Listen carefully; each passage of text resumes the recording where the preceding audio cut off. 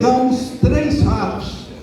E aí eu fui lá mostrar para o meu pai na hora e falar: agora nós temos de ir 3 vezes no circo. Concordo, né? Então a minha infância foi muito apertada, mas divertida. Eu pegava jabuticaba no quintal da minha tia, botava lá num carrinho e vendia na rua. Comprava bala no bar do João Perna e ajudava o meu pai lá no posto de gasolina. Ali eu aprendi a ser feliz com muito pouco, e isso me acompanha até hoje. E eu acho que é coisa de família. Meu bisavô chegou da Itália sem nada, foi trabalhar lá em Ribeirão Preto, no café. Muito bem. E ele queria prosperar, e o Brasil atraía imigrantes como uma terra de oportunidades. E ele veio aqui atrás desse sonho. E nós estamos falando aqui do final do século XIX. A escravidão tinha acabado naquele momento, e dá para imaginar as condições que a minha família teve de encarar. Mas aos poucos eles foram se virando. Meu bisavô Domênico aprendeu a dirigir, saiu da enxada e virou chofer. Um grande orgulho. Tempos depois, ele comprou um carro usado e passou a fazer a linha Araxá-Uberaba. E nunca mais teve patrão. E foi assim que tudo começou. De um carro ele passou para 2, montou uma oficina, um posto de gasolina e foi levando. E de lá para cá, vivemos altos e baixos. Tivemos de encarar crises, planos econômicos, troca de moedas, tudo que quem empreende no Brasil conhece de cor e de dor. E fizemos de tudo para sobreviver, menos 2 coisas. Nós nunca tivemos padrinho no governo e nunca vivemos de privilégio. E nunca passamos por cima da vida de ninguém.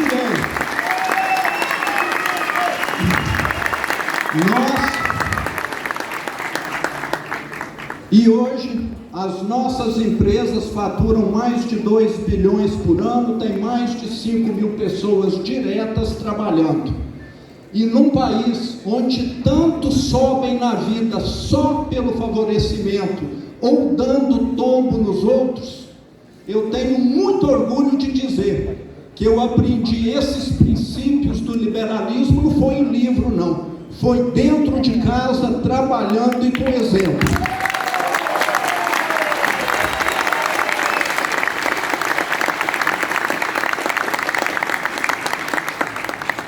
A minha família é a prova de que dá para vencer sem puxar saco, sem passar por cima de ninguém. É nesse Brasil que eu acredito, e vocês também.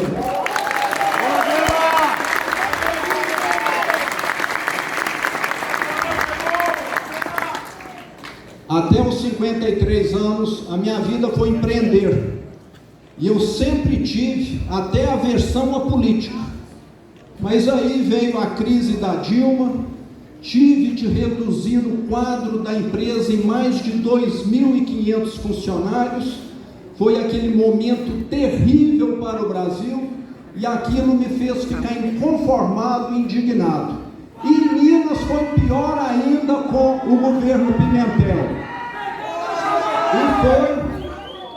E foi exatamente nesse momento que veio o convite do Partido Novo, que está fazendo agora 10 anos de luta por um Brasil livre.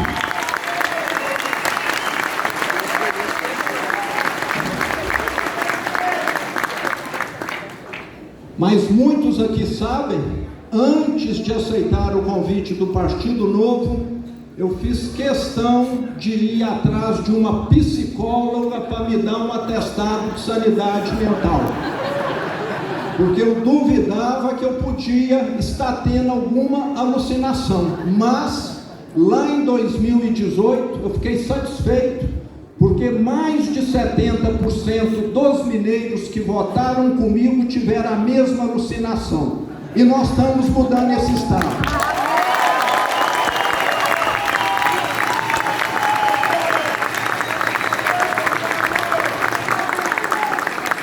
Pegamos um Estado arruinado, salários atrasados, 240 mil servidores com nome no SPC Serasa, dívida de 30 bi com prefeituras, bancos e fornecedores vencidas, outros 100 bi com a União, as escolas desmoronando, os hospitais sem medicamento, sem combustível para a polícia rodar, mas nada simboliza melhor o desastre que foi o governo do PT, aquele partido que diz cuidar do social, do que a merenda que eles serviam nas escolas. Lá em Minas era uma água com um pouquinho de arroz. E eu que estudei em escola pública sei o quanto a merenda escolar é importante.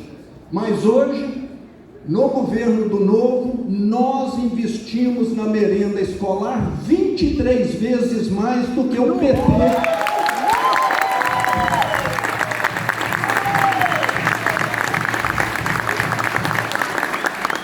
Servimos uma das melhores refeições do Brasil e investimos só na educação o dobro que o PT investia. Estamos fazendo hoje um grande trabalho na segurança pública, tanto é que Minas é um dos estados mais seguros do Brasil, mesmo sendo vizinho de estados onde as facções criminosas dominam. Em Minas, eu falo com orgulho, não tem um beco, não tem uma via pública onde a facção criminosa controla e aonde a nossa polícia não entra.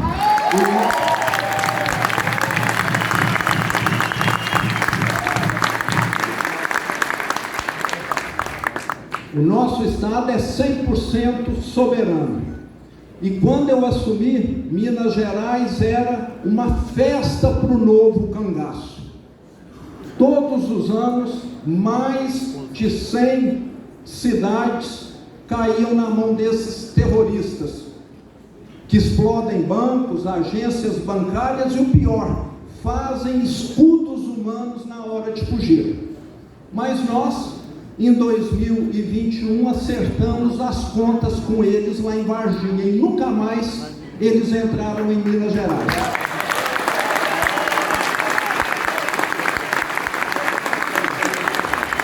Nós mostramos que quando tem governo de verdade, o bem sempre vai vencer o mal. E para dar um futuro longe do crime para a meninada e para a moçada, nós criamos o maior programa de formação profissional do Brasil, Trilhas de Futuro. E para fazer isso, não gastamos com construção de prédio novo, nem com a contratação de mais funcionários. O que nós fizemos foi simples.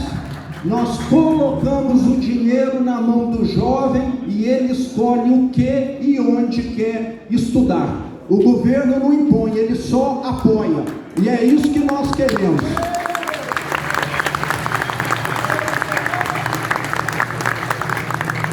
Já atraímos mais de 500 bilhões de reais em investimentos privados e criamos mais de 1 milhão de empregos. E hoje, Minas Gerais responde por 1/3 do saldo da balança comercial do Brasil. E a maior parte disso não vem mais da mineração, e sim de uma fonte de riqueza renovável que é o agro. Tudo isso só tem sido possível porque nós recuperamos a credibilidade do Estado. Conseguimos reduzir mais de 50 mil cargos, eliminamos as mordomias e arrumamos as contas. E deixamos o governo muito mais leve para poder fortalecer o mineiro. Nós estamos vacinados contra a receita fracassada da esquerda.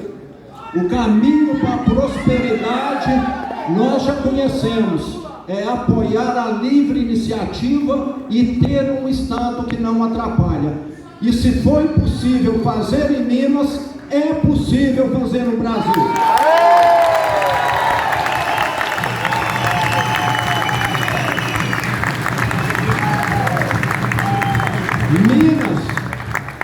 é muito mais do que um estado. Em Minas, todos os Brasis se encontram. O Brasil que planta, o Brasil que fabrica, o Brasil que inova e o Brasil que tem fé.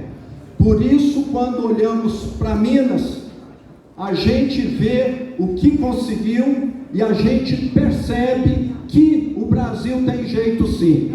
Porque o mesmo espírito que mudou Minas também está presente em todos os cantos do Brasil.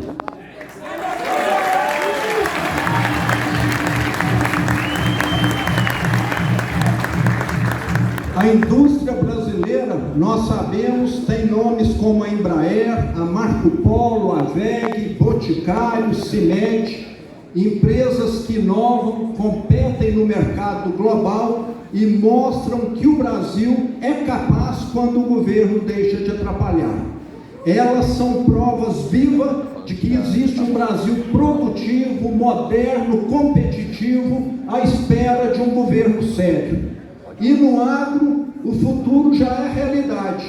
Empresas como a SLC, a Raizen, Cooxupé, Coamo mostram que nós somos cada vez mais competitivos. E agora não se trata mais de plantar e colher. É algoritmo, é geolocalização, é genética aplicada.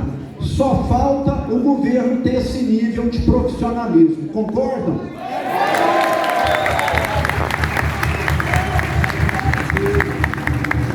O mesmo vale também para o setor financeiro. O Brasil já virou referência em tecnologia bancária com o Nubank, PagSeguro, C6, que criam soluções mais acessíveis do que qualquer banco público foi capaz. O que falta é o governo parar de atrapalhar e fazer regulamentação confusa. E nem mesmo na área social o Brasil depende mais do Estado para funcionar. O que tem de mais transformador hoje são empreendedores sociais que atuam onde o poder público falhou. É o caso do G10 das favelas e da Gerando Falcões. O que eles precisam não é de tutela, é de liberdade e respeito. Esse é o Brasil real, o Brasil que não espera, o Brasil que não aceita favor nem esquema. É o Brasil que nós queremos, o Brasil que trabalha, inventa, arrisca. O Brasil bravo que vence e dá orgulho.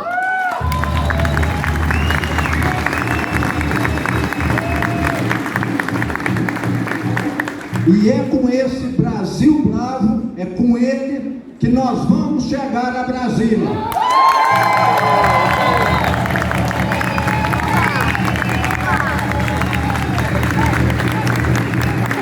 Vamos chegar a Brasília para varrer o PT do mapa.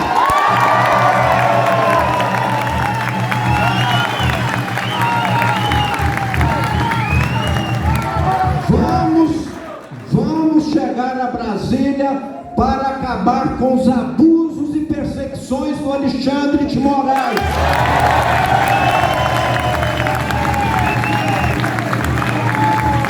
Nós vamos chegar a Brasília para libertar o Brasil.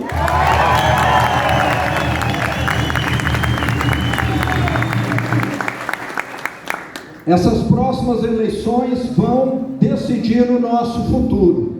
E nós vamos ter de acertar as contas com os 3 maiores inimigos desse país: o lulismo, os parasitas do Estado e as facções criminosas.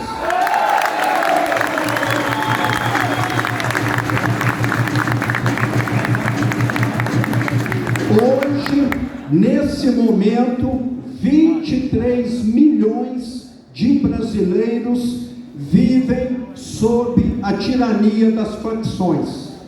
São pessoas que pagam mais caro pela água, pela internet, pela energia e pelo gás. E as facções ameaçam transformar o Brasil num narco-estado. Em qualquer nação séria, decente, ocupação armada de território, como ocorre aqui, é considerada terrorismo. E o que o Brasil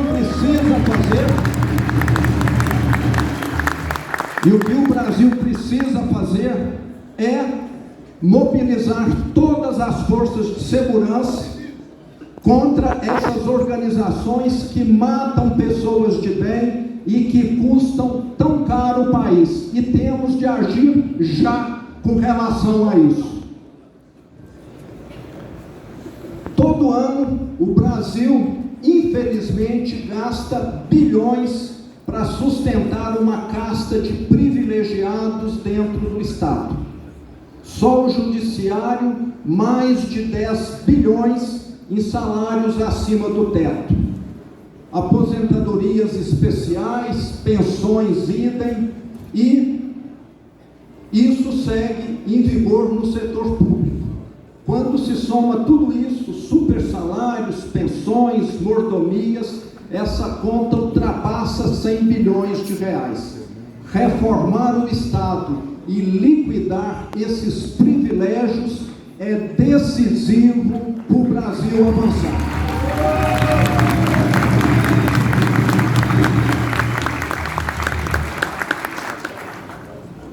O lulismo, nós sabemos, está fundando o Brasil e chegou a hora de virar essa página. Ninguém sofreu tanto